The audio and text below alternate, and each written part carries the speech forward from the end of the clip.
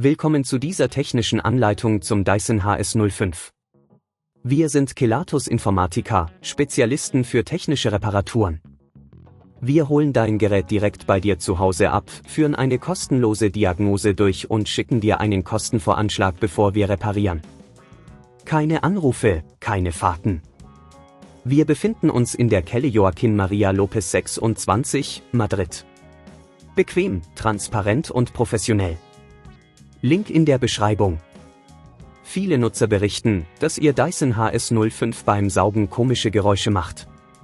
Diese Geräusche können verschiedene Ursachen haben, oft liegt es an einem verstopften Filter oder einem defekten Motor.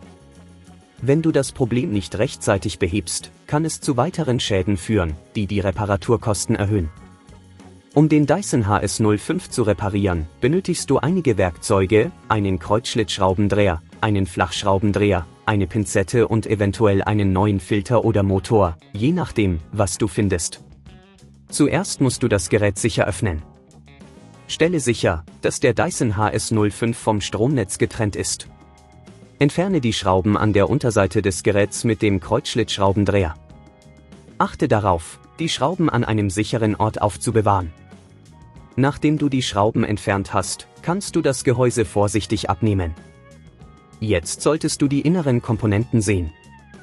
Oft ist der Filter verstopft, also suche nach diesem und ziehe ihn vorsichtig heraus. Wenn du einen defekten Motor findest, musst du die entsprechenden Kabel abziehen. Achte darauf, dass du die Kabel nicht beschädigst.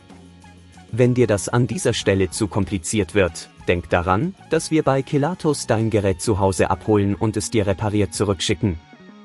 Um den neuen Motor oder Filter einzubauen, setze ihn an die richtige Stelle und verbinde alle Kabel wieder.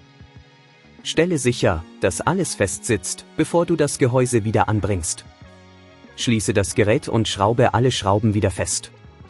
Überprüfe zum Schluss, ob dein Dyson HS05 funktioniert und keine Geräusche mehr macht. Um zukünftige Probleme zu vermeiden, solltest du regelmäßig den Filter reinigen und darauf achten, dass keine Haare oder andere Gegenstände in den Motor gelangen. Wenn du kein Risiko eingehen willst, bei Kelatos holen wir dein Gerät ab, reparieren es und liefern es dir nach Hause, deutschlandweit.